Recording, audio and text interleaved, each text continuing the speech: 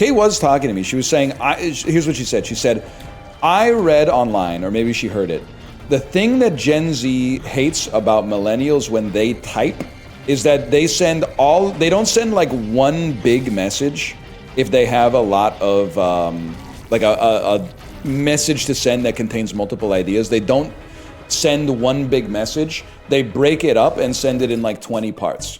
And I said, that makes sense to me because I do that, but I'm not gonna stop, and I'll tell you why. Because talking and text messaging both require spaces sometimes to let a sentence breathe, okay? If you're typing, there's a rhythm to conversation, I'm trying to say.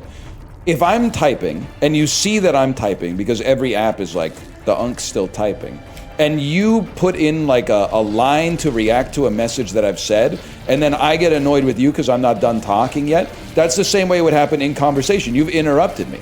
I put one idea there. You're supposed to sit with that idea. You're supposed to let it percolate a little bit while I'm typing the next idea, and then it's all gonna flow like more naturally as a result. You're not supposed to react in media res to every single message. You're supposed to wait until the logical conclusion of the idea and then you butt in. Yeah, but one notification versus 20? You have notifications on? Who's the boss? You or the phone, bro? It's the phone. I guess it's not even like a gotcha, but like, I mean, it's me too, but like, they all get bunched together anyways? That's what I'm trying to say, man. Plus, I don't really want to like send someone a text and then like they open their messaging app and there's a fucking like huge essay in there. Because I know how it is. They're going to read the first line, then they're going to read the last line, and then they're going to decide if they want to read it all. No, man. I'm going to give you one taste at a time, and then eventually you will have accidentally read the entire thing. Because there's some shit that, like, you know, my parents' generation does in texting that annoys me. The ... dots when they just want to ask me, like, what we should have for dinner this weekend is crazy. But I don't think they're going to change. You know it's the ...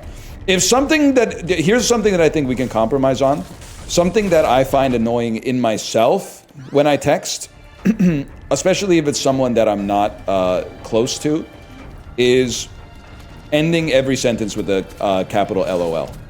If I'm talking to not a close friend, but like a new friend or an acquaintance, every second message is definitely ending with capital LOL. But I also look at the LOL as kind of like that's the old version of saying like over.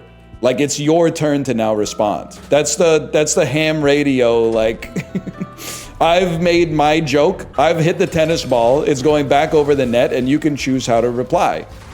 I think it's analogous to human communication. Parents do treat the text as a preamble to a phone call. You're not wrong about that. Every time I text my dad, he calls me to respond. That would work on me. Nah, I'm just being weird. That sucks though. Don't go question mark it. I've been trying to work that would work on me into conversation. I don't, and you might say, what trends with Gen Z kind of annoy you? I don't know, man. I don't want to like be a virtue signaler, but I'm not really engaged in too many text message chains with Gen Zs. Like I know they're like 25 right now, but I got no business talking to them. I mean, I guess maybe like if I was selling my house or something, my realtor might be like 29 or something, maybe. I don't know. What about Chiblee? Chiblee, I love Chiblee. He's my favorite Australian. Chiblee is. I think the shine is off the rose of no capitals ever. You don't have to text with perfect grammar. I don't think that really matters.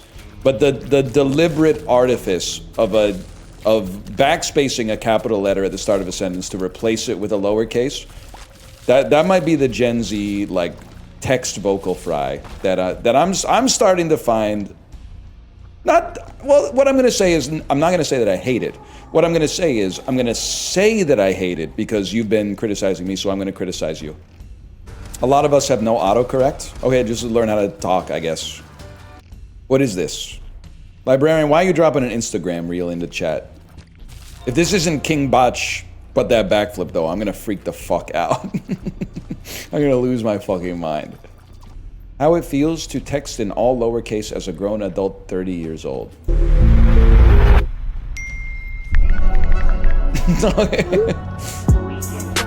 All right, that is kind of sick. This is the you've never seen such a hungry guy as well. That is really good. Will you be home for Thanksgiving? Love you. Might pull up. I'll let you know. Damn, that is good, man. That's some good stuff. I knew you'd love it. It's pretty good. The benefit of not being on social media is that I only get the you don't want unfiltered stuff, man. I want the filter. The raw algorithm is too much for a fellow like me. I much prefer the filtered algorithm as sent to me by Chibli and Librarian. Married, almost 30, no social media. Is it over for me? No, brother, it's just beginning. I think it's just like, that's the dream. I know I say this all the time, it's annoying. And also, I'm like peddling the drugs. So like, it's even more annoying. Every time I'm out in Gen Pop, I can't believe how many people are tanking YouTube Shorts to the dome like 24/7, like at dinner with their families all the time. It's crazy, man. People on the cruise buying the cruise Wi-Fi to watch reels at dinner on vacation with their kids. Like, it's what's going on, man?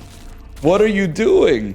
It's diabolical. What's fucked up is that it's normal, man. Like, it's normal in the sense, I mean, it's weird, but it's normal because so many people are doing it. And I know I say it all the time, but like, people have very strong opinions on like what kids are doing with their time online. But then like, it's way sadder to me when like an old person is watching YouTube Shorts, because I'm like, you should know better, man. Like when I see a kid that's only eating chicken tenders, I'm like, yeah, you're 8. That's what you do. But like when I see an adult that only eats chicken tenders, I'm like, buddy, you have gray pubes. What are you doing? Yeah, you ate? I bet you did. Chicken tenders. Okay, that's pretty good. I'm an adult, I can't eat what I want? Well, you should know what's bad for you, man. I think like, you know, it's probably not 100% analogous that like eating birthday cake for every meal is like as bad for your body as watching YouTube Shorts is for your brain. But like, you gotta know that shit ain't good for you. Like, you're actively microdosing stupidity and like getting angry about some shit that happened in like Philadelphia when you live in Ohio, which I think it might be next door. So maybe that actually could be relevant to your day to day. I gotta imagine the map of the United States right now. Is this the radio edit? With so much drama in the LBC, it's kind of hard being Snoop D-O-double-G. But I, somehow, some way, keep coming up with like every single day. May I kick a little something for the G's and make a as I because my mama ain't home. I got in the living room and they ain't leaving till 6 in the morning. So what you want to do, huh? I got a pocket full of and my do too. So we don't love them. So we gonna trees up while you rolling down the street. Me at the rap dentist. I'm gonna +2 you.